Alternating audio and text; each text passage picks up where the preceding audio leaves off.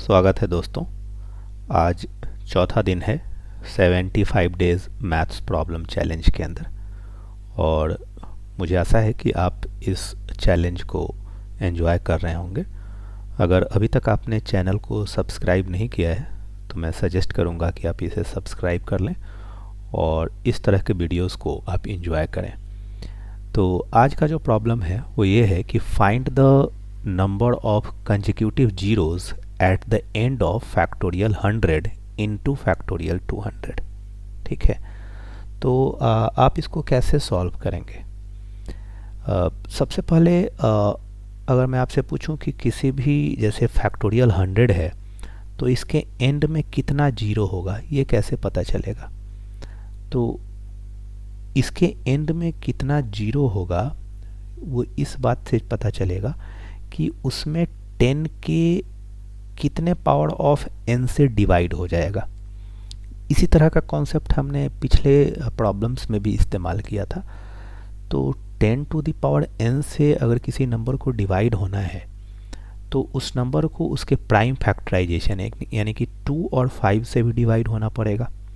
अगर मैं बोलूँ कि कोई नंबर 10 से डिवाइड हो जा रहा है, इसका मतलब वो नंबर 2 से भी डिवाइड होगा और वो नंबर 5 से भी डिवाइड होगा। ठीक है, और जो दूसरी बात ये है कि अगर मैं बोलूँ कि 100 फैक्टोरियल के अंदर, जैसे 100 फैक्टोरियल का मतलब क्या है कि 100 इंटू 99 इंटू 98, इस तरह से 3 इंटू 2 इंटू 1, मतलब 100 से शुरू होकर हमें 1 तक जाना है। तो इसमें 2 ज़्यादा बार आएगा या 5 ज़्यादा बार आएगा? तो जाहिर सी बात है कि किसी भी फैक्टोरियल के अंदर 2 तो हर अल्टरनेट डिजिट में 2 आ रहा है, जैसे 1 इंटू 2। फॉर एग्जाम्पल अगर मैं लिखूँ 1 into 2 into 3 into 4 into 5 into 6 into 7, तो इसमें 2 कितनी बार आया? 2 इसमें भी आया, 2 इसमें भी आया, 2 इसमें भी आया, पर 5 एक ही बार आया। तो मतलब ये जाहिर सी बात है कि कोई भी अगर हम एक कंसेक्यूटिव नंबर्स के प्रोडक्ट लिखें तो उसमें 5 कम बार आएगा, 2 ज़्यादा बार आएगा। तो जब हमें 10 टू द पावर n से या 10 से हमें किसी नंबर को डिवाइड करना है तो हम केवल ये काउंट कर लें कि उसमें 5 कितनी बार आएगा, वो ही काउंट करना सफिशिएंट होगा।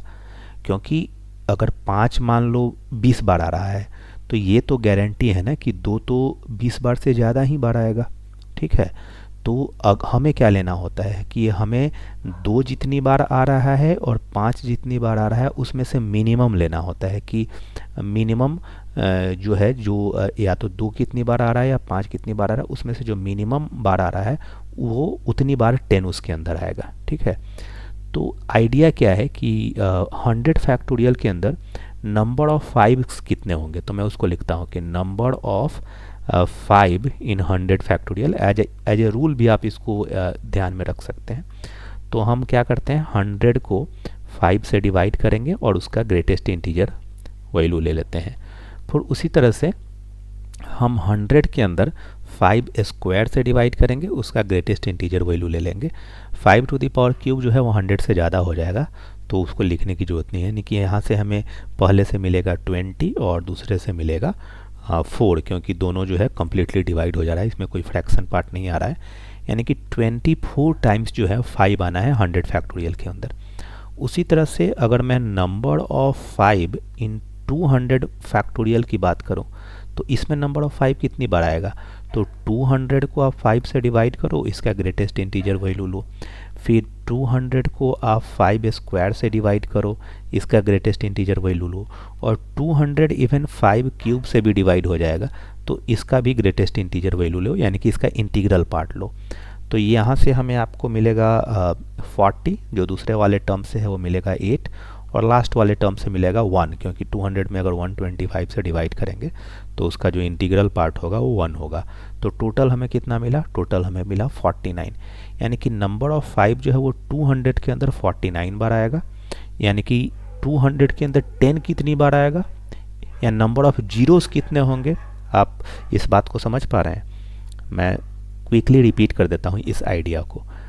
हमें बेसिकली काउंट ये करना है कि इसके एंड में कितनी बार जीरो आएगा या कितने जीरो आएंगे। तो हम क्या कॉन्सेप्ट इस्तेमाल कर रहे हैं, हम पहले ये काउंट कर रहे हैं कि 100 फैक्टोरियल के एंड में जीरो कितनी बार आएगा।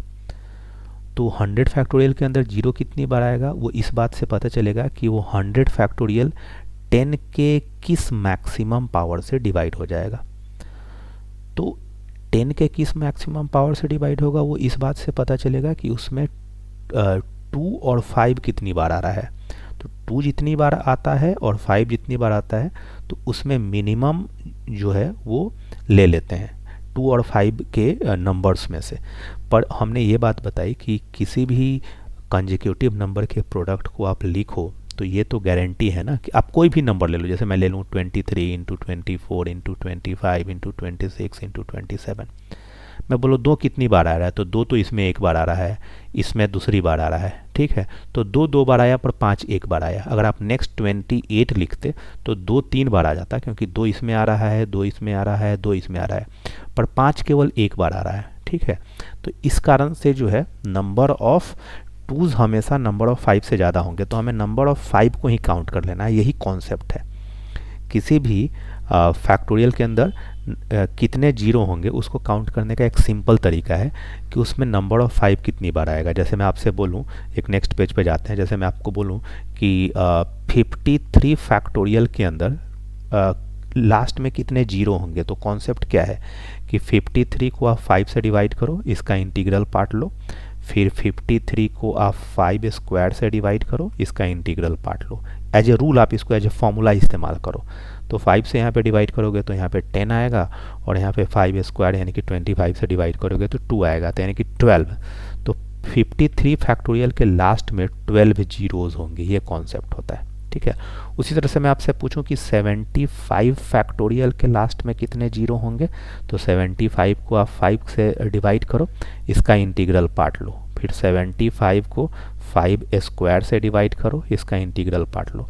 5 क्यूब से तो होगा नहीं, तो 5 से डिवाइड करोगे तो यहाँ से आएगा 15 और यहाँ से आएगा 3, यानी कि 18 जीरो जो होंगे वो 75 फैक्टोरियल के लास्ट में होंगे, ठीक है।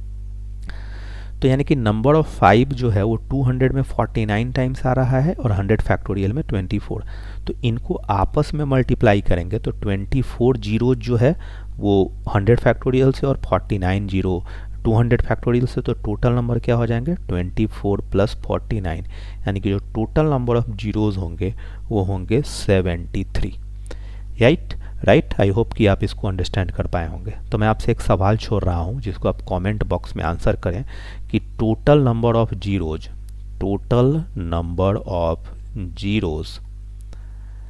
In the end